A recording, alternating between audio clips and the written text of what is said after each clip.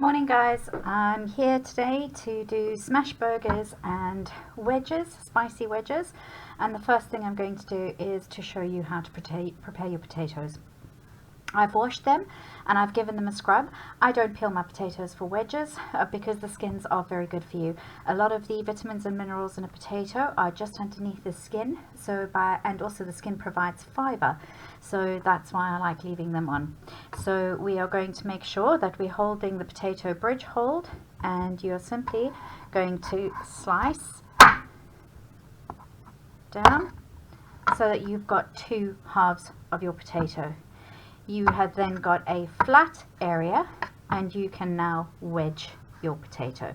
So again, bridge hold over and then angle your knife and cut down again, always towards the board guys, keeping our fingers safe. And that's it. Right guys, now I'm just going to add my herbs and spices. You can make them as spicy as you want, or you can just use salt and pepper, absolutely fine. I'm just going to sprinkle about 1 tablespoon of oil. I'm going to add some salt.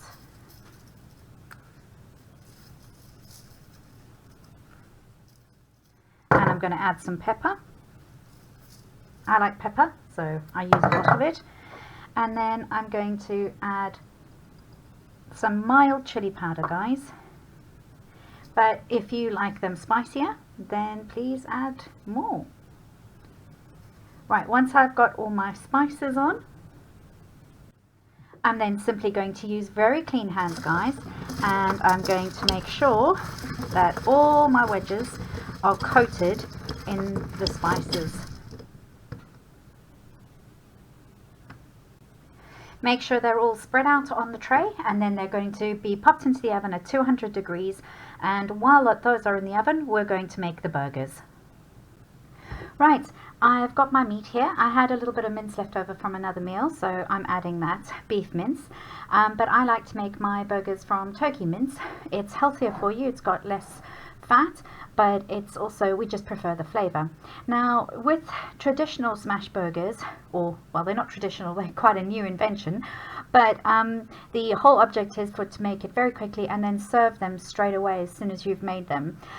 So they don't add anything to the meat, but I find that adding things to the meat really does make a difference, so I do that. You can just make them plain if you would like to. Right guys, so what I've added is I've added some breadcrumbs, an egg, I have added some onion salt, some pepper, and a few garlic granules, and then I'm going to mix it all together with my hands. Right guys, so the whole point of these burgers is that they are supposed to be really quick, and once you've made them, you can serve them straight away. Well, the point is to serve them straight away. So before you start frying your burgers and making your patties, can you please make sure that you have everything ready? I have my rolls ready, I have my condiments, whatever we have on top of it, I've got that ready. I've got some mayonnaise and tomato sauce, and I've got a little bit of hot sauce just because that's what we like on our burgers. And I have my mixture ready to make my patties. Right guys, so the way that I do this is I make a rough division. So I'll divide it in half, and then I want 6 burgers because I'm making it for my family. So I make a rough guide and I've divided that up into 6. I also have a plate of flour here, just about 2 or 3 tablespoons of flour, and I'll tell you what that's all about in a little bit. But I'm going to roll the burgers into balls, and I'm going to put each ball onto the flour plate. Right, so I'm just going to take out one of my sections, and then I'm going to roll it in my hands until I have a ball. Right guys, so now I've rolled them all into balls, and I've put them onto my plate with the flour. Now all I'm going to do is I'm simply going to roll them in the flour so that they're coated with a layer of the flour. Right guys, So now the way to test your oil is just to take either a little bit of flour or a little bit of your mixture and pop it in, and if it sizzles, you know that you're ready to go. Take some of the flour, so pat the flour off and simply pop your patty in the oil. Now guys, one of the things I want you to remember is that not to crowd the pan, because if you do, then it will cool down the oil and cool down the pan, and your burgers won't get that lovely crispiness, which is what we want to try and achieve with this.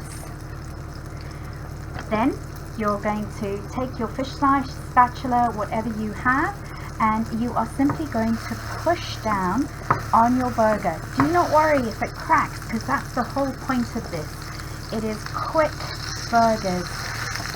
So I'm going to go ahead and do that, and I'm going to show you what they should look like. Right, now guys, I don't know what you've been told before, but please don't move them around too much. Don't keep flipping them. You are going to cook them for 2 or 3 minutes on one side, and then you're going to turn them over and cook them on the other side. Now if you find it difficult to just use one, please use two. Right, now guys, we're going to talk about this for a minute. Now there are two reactions taking place here. The first reaction is the Maillard reaction, and that reaction is between the proteins and sugars within any kind of protein, like meat. You will get the same reaction with protein in beans, etc. So your burgers, the veggie burgers, will do the same. So you're going to get this lovely browning on the top of your meat, and that is the Maillard reaction. But remember, I asked you to coat yours in flour, or I did mine in flour. You don't have to. You will get a reaction regardless. But the flour, there is a different reaction going on there, and that is dextrinization. And when flour is heated, it turns brown. So you're going to get these two reactions working together, the Maillard reaction as well as the dextrinization. So dextrinization is flour, and the Maillard reaction is the protein and the sugars in the meat. So guys, look at that absolutely lovely color that you're getting on top of the burger, and you're also getting a crunch from both the protein but also from the flour that you've got on the outside. Right, so guys, we're going to build this straight away. We're going to take the burger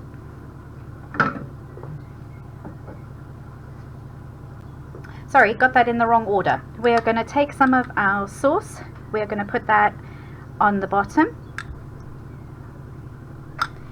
Going to take our burger and we're going to slide that onto the top.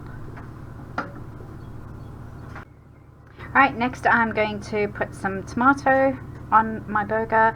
I love red onion on my burgers, so I pop that on as well. And I like a lot of it, so I put a lot on, and then finish off with a lettuce leaf and your other bun.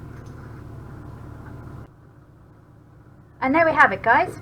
Serve it with a little bit of the sauce on the side, a salad, and an excellent lovely burger. Doesn't that look delicious? I hope you enjoy it, guys. Let me know how it goes. Hi guys, sorry about that. I forgot the wedges, so I've added those on, and that is a meal fit for a king. Hope you enjoyed, guys.